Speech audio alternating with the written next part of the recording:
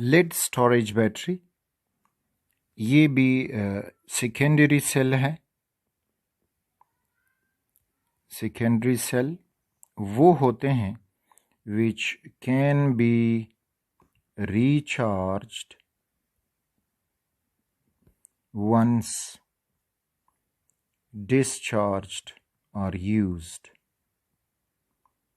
यानी हम इनको दोबारा बार बार इस्तेमाल कर सकते हैं।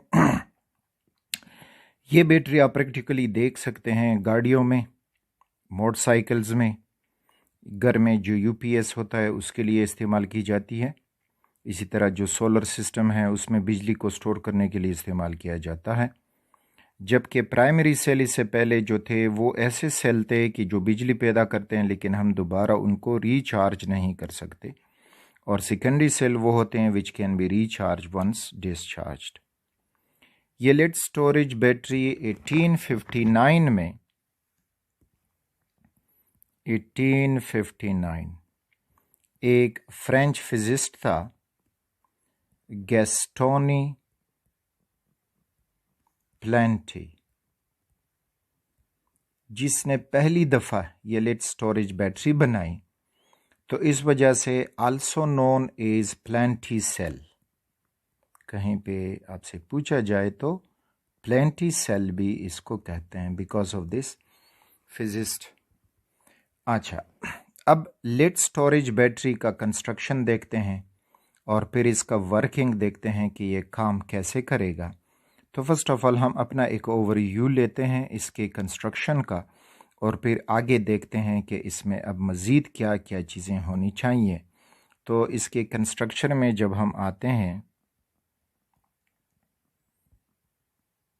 तो इसके कंस्ट्रक्शन में चाहिए होगा पीबी यानी लेड एलिमेंट है ग्रुप 4 का, उर्दू में इसको सीसा कहते हैं। और दूसरा चाहिए PbO2 लेड ऑक्साइड या लेड 2 ऑक्साइड या लेड डाइऑक्साइड। तीसरा इसमें H2SO4 इस्तेमाल होता है लेकिन उसका एक्वयस सोल्यूशन, ठीक, यानी 30% इसका एक्वयस सोल्यूशन।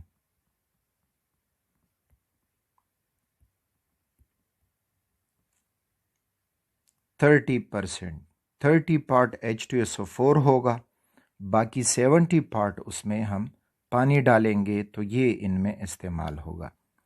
अब इन प्लेट को कुछ यूं अरेंज किया जाता है, तो for example this is lead plate PB से बना हुआ और इसके सामने लगा दिया जाता है लेड ऑक्साइड प्लेट और इनके दरमियान में जो 30% H2SO4 है वो डाला जाता है। तो इस तरह से ये एक सेल बन गया और इसको इस कंटेनर में यूं अरेंज कर देते हैं।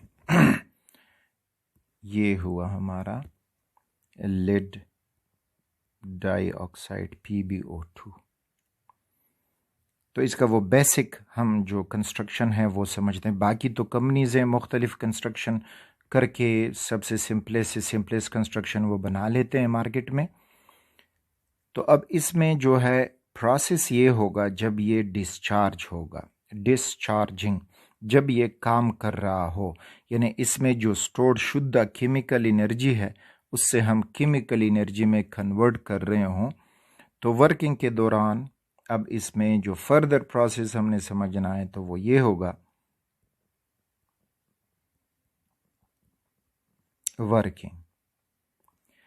वर्किंग में एनोड कौन सा होगा, याद है कुछ, भूल गए हो? Anode at which oxidation take place. तो इसमें लेड जो है, this is lead, it is acting as anode. Lead 2 electron loss करके लिड आयन बन जाता है और इसके 2 लाशुद्दा इलेक्ट्रॉन। अब सॉल्यूशन में अगर हम देखेंगे तो सल्फेट आयन, यानी अब इसमें जो हाइड्रोजन आयन है और सल्फेट आयन है तो वो आयोनाइज्ड फॉर्म में होगा।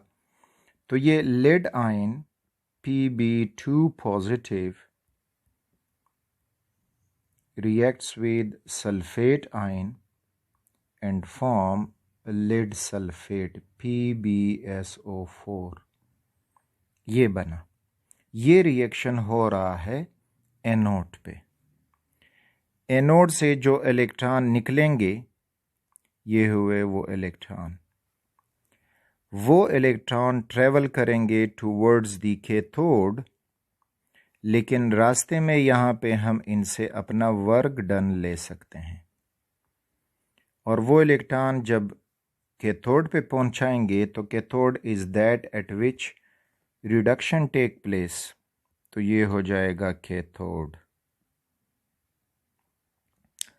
कैथोड पे अब जो लेड ऑक्साइड है PbO2,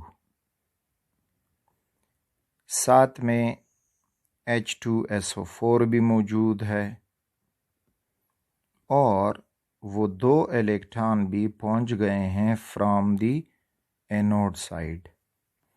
इनका रिएक्शन होके लेड सल्फेट बनेगा और साथ में वाटर बनता जाएगा।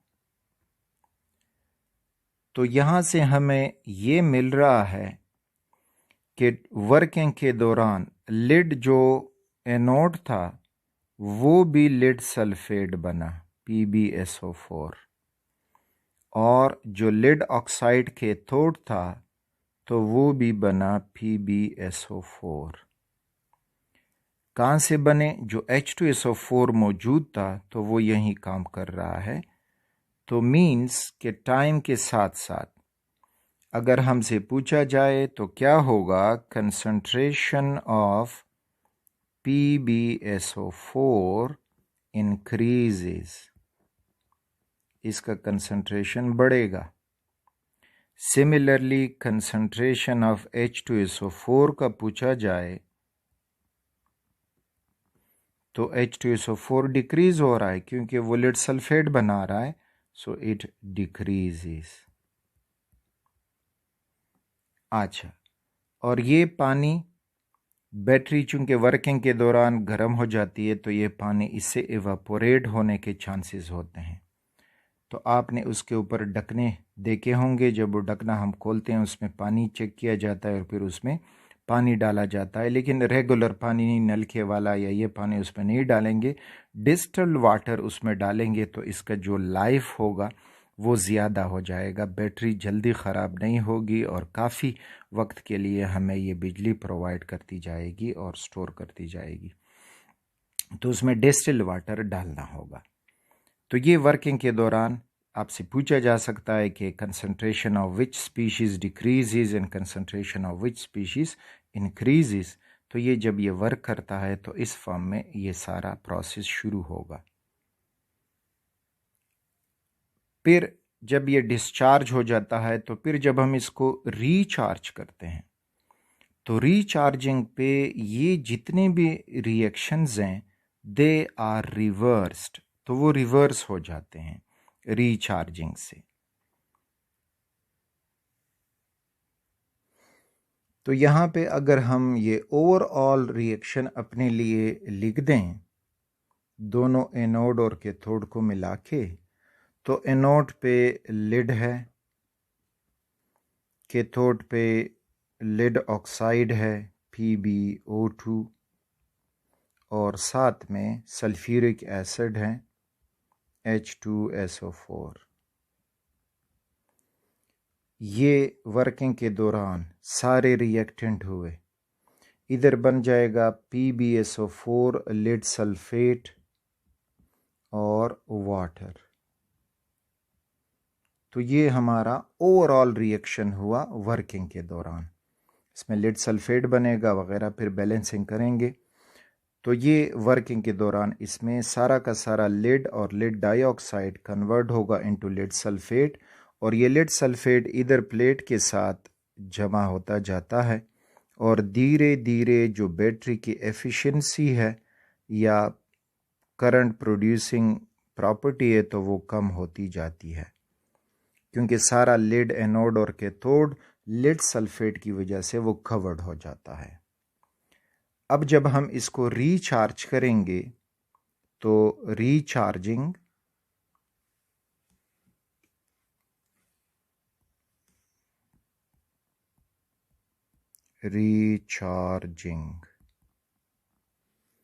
अच्छा, अब रीचार्जिंग के लिए डिस्चार्जिंग वाला रिएक्शन देखते जाएं। डिस्चार्जिंग में ये हो रहा था कि एनोड पे लेड और H2SO4 ये रिएक्ट कर गए, उन्होंने लेड सल्फेट बनाया और हाइड्रोजन आयन निकले और साथ में 2 इलेक्ट्रॉन। जब हम इसको चार्ज पे लगाएंगे तो चार्ज पे अब यही प्रोसेस या रिएक्शन रिवर्स हो जाएगा।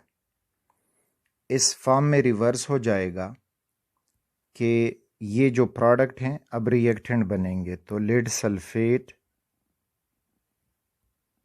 हाइड्रोजन आयन इज देयर और इलेक्ट्रॉन अब बाहर से जो बिजली हम कनेक्ट कर जाते हैं तो वो इलेक्ट्रॉन आएंगे और इनको दोबारा कन्वर्ट कर जाएंगे लेड में और H2SO4 में।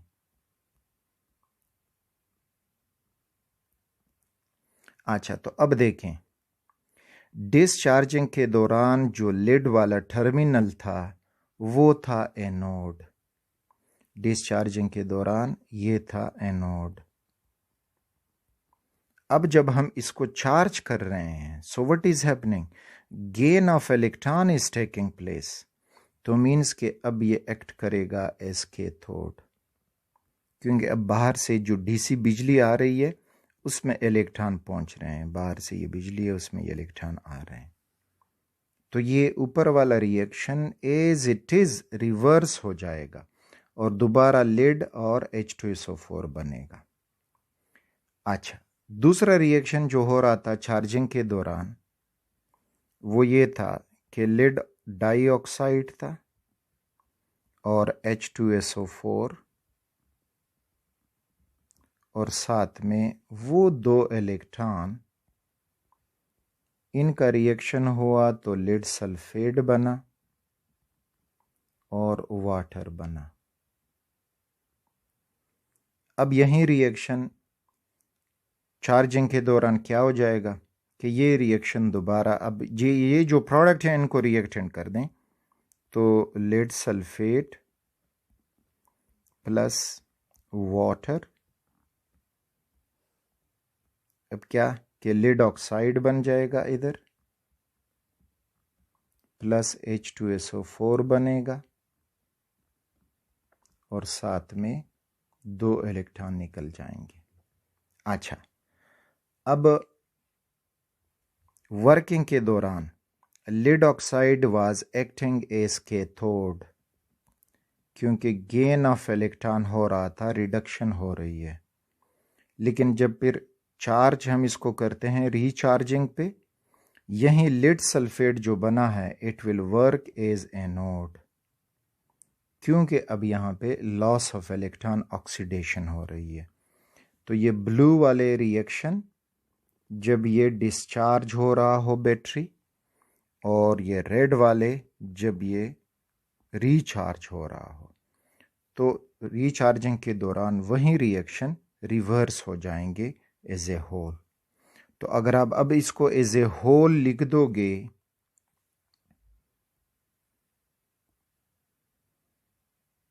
कौन से रिएक्शन, ये रेड वाले जस्ट, ठीक। तो रेड वाले में लेड सल्फेट, तो सपोज करें हम लिख दें कि 2 lead sulphate PbSO4 plus hydrogen ion और इधर H2O, बस वहीं हाइड्रोजन आयन और H2O, तो H3O ही बन जाएगा। अच्छा, और आगे अब आया ये इलेक्ट्रॉन और ये इलेक्ट्रॉन कैंसिल हुए, रेड वाले को मैं ऐड कर रहा हूं, और इधर Pb बना प्लस PbO2 बना, और उधर H2SO4, ये H2SO4, तो लिख दो कि 2H2SO4। तो इस तरह से वही ओरिजिनल प्रोडक्ट बने जिससे ये बैटरी बनाई गई थी। कैसे ओरिजिनल प्रोडक्ट? ये लिड एनोड प्लेट था जब बैटरी बनाई जा रही थी, लिड ऑक्साइड कैथोड था, और ये H2SO4 वहीं इलेक्ट्रोलाइट एक्वस फॉर्म में। तो इस तरह से अब फिर जब चार्ज होगा तो यही रिएक्शन रिवर्स कर दें, तो ये ब्लू वाले रिएक्शन हैं, ये काम करना शुरू करेंगे। तो ये इसके रिएक्शन हैं जब ये डिस्चार्ज हो रहा हो, डिस्चार्जिंग, और ये रेड वाले हैं अपॉन रीचार्जिंग। तो इस तरह से ये बैटरी काम करती रहती है, और इसमें अगर हम प्रॉपर वक्फों से पानी देखते जाएं कि वो इवापोरेट ना हुआ हो, क्योंकि जब ये सारा पानी इवापोरेट हो जाता है तो pure H2SO4 is not an electrolyte, क्योंकि इलेक्ट्रोलाइट में आयन चाहिए, मूवेबल आयन, फ्री आयन होने चाहिए। तो फिर ये जब ये प्योर हो जाएगा तो इस वजह से वो काम नहीं करेगा। और पानी भी उसमें फिर डिस्टिल्ड वाटर डालना चाहिए, not the ordinary tap water, क्योंकि उसमें मिनरल्स वगैरह होते हैं और वो उसकी एफिशिएंसी को ख़राब कर सकते हैं। अच्छा, तो लेड स्टोरेज बैटरी में अब आपको कुछ और इन्फॉर्मेशन शेयर हो जाएं। ये बिल्कुल सारे वो प्लेट्स लगे हुए हैं, और इनमें अब ये 1 2 3 4 5 6, ये 6 सेल लगे हुए हैं, सेल्स। इसमें से हर एक cell 2 volt potential difference show करता है। तो टोटल जमा करके multiplied 6, you will get 12 volts. फिर यहाँ पे जो ये डायग्राम में दिया गया है कि अब इसमें जो ये एक है कंटेनर या ब्लॉक आपको मिल रहा है, तो इस एक ब्लॉक के अंदर आपको वो प्लेट्स दिखाई दे रहे हैं कि इसमें लिड ऑक्साइड, डाइऑक्साइड प्लेट है, और लिड है स्पॉन्जी टाइप का, स्पॉन्जी टाइप थोड़ा सा वो सॉफ्ट होता है, और plates in a solution of H2SO4 and H2O, और इसमें वो सोल्यूशन डाला जाता है। ये आपको ये एक ब्लॉक दिखाई दे रहा है। तो इसमें लिड ऑक्साइड जो है that is acting as cathode, जो हमने डिटेल से देखा, और लिड जो है it is acting as anode. तो इस तरह से इस एक सेल से जिसमें से बिजली निकलती है, तो ये 2 वोल्ट हमें देगा। तो इस तरह से फिर 1 2 3 4 5 6 सेल्स हैं, तो सबसे हमें फिर 12 वोल्ट का पोटेंशियल डिफरेंस मिलेगा। तो ये इसकी कुछ एक और ग्राफिकल रिप्रेजेंटेशन आपके जहन में आ जाएं, कभी वो पूछ सकते हैं कि एक सेल उसमें जो है वो कितनी जो है वोल्ट प्रोड्यूस कर सकता है। तो एक सेल में 1 2 3 4 5 6 जो है फर्दर उसमें छोटे छोटे सेल्स हैं। उन छोटे छोटे सेल्स में एक एनोड और एक कैथोड, ये एक सेल बना देता है। ये हुआ दूसरा सेल, तीसरा, चौथा सेल, पांचवा सेल, और इस तरह से छठा सेल। तो ये आपको इसमें वो सेल मिलेंगे, फर्दर जो सेल हैं।